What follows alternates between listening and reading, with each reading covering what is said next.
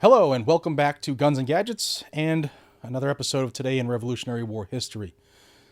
Let's talk about the ride you've never heard of that helped save the revolution. Yeah.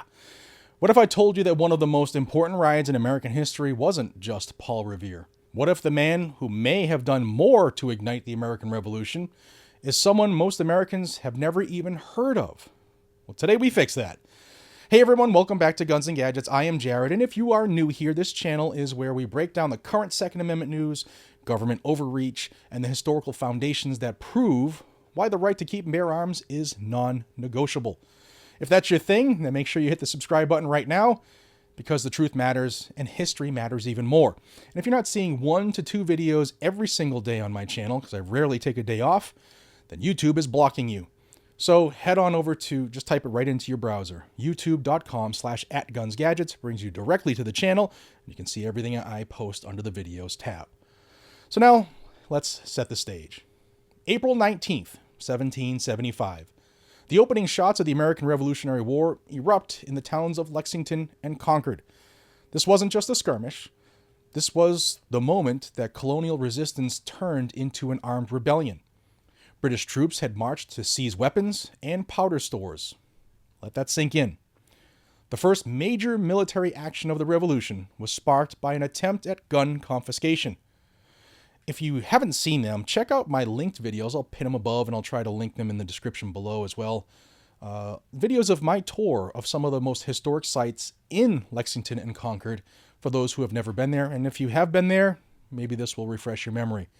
It's always a very, very emotional time for me when I get to go there, and it's probably the only thing other than family members that I miss from living in Massachusetts, was the ability to go there whenever I wanted. Well, from day one, this fight wasn't abstract. It was about disarmament versus liberty. Now, most people know about Paul Revere, maybe even William Dawes, but almost nobody talks about Israel Bissell. And that's a problem, because while Revere warned a region, Bissell helped mobilize an entire nation in the making. As we talk about the founders and the principles that built this country, it matters who you support with your dollars. That's why I drink Blackout coffee and ask you to support us too. We are an American-owned, unapologetically pro-Constitution company, and we believe in the same freedoms that our founders warned us to protect, especially the Second Amendment. We are not some woke corporate coffee company. We make premium small batch roasted coffee right here in America, down in Florida. So head on over to blackoutcoffee.com/GNG, use my code GNG10 to save, and support companies that still believe in the Republic. You know, after the battles of Lexington and Concord, leaders in Massachusetts needed something critical: communication. Not rumors, not scattered warnings, a verified written account of what had just happened. So they drafted an urgent message describing the British aggression, colonial resistance, and the reality that war had begun. And that message needed to go far and fast. And that responsibility fell to Israel Bissell. Bissell set out from Massachusetts and began one of the most grueling rides in American history. Over the course of several days, he traveled roughly 300 to 400 miles, depending on the route estimates. I mean, think about that. No highways, no GPS, no modern roads. Just dirt paths, weather, exhaustion, and urgency. He rode through Massachusetts, Connecticut, New York, New Jersey, and ultimately into Philadelphia, stopping along the way to deliver copies of the message to local leaders and communities.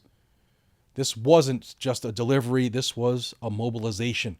Every town he passed through received confirmation. The British had fired first, the colonies were under attack, and the time for debate was over. Militias began organizing.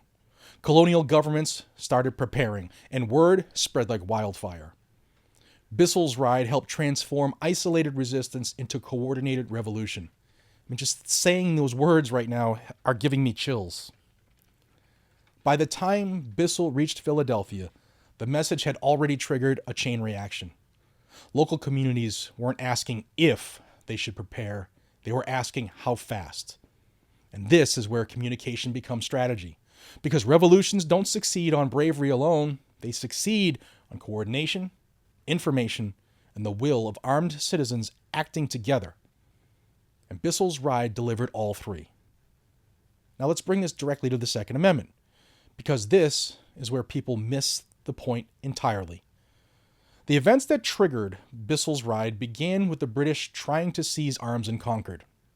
That's not a coincidence, it's a pattern. The founders understood something very clearly. A disarmed population is easier to control. An armed population is harder to subdue.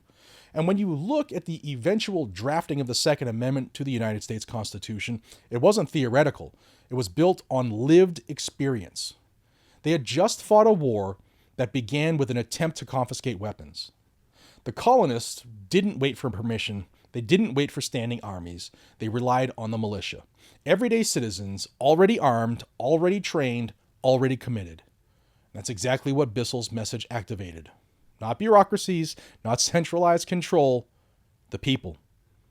And that's the entire philosophy behind the Second Amendment. A free state depends on a prepared citizenry.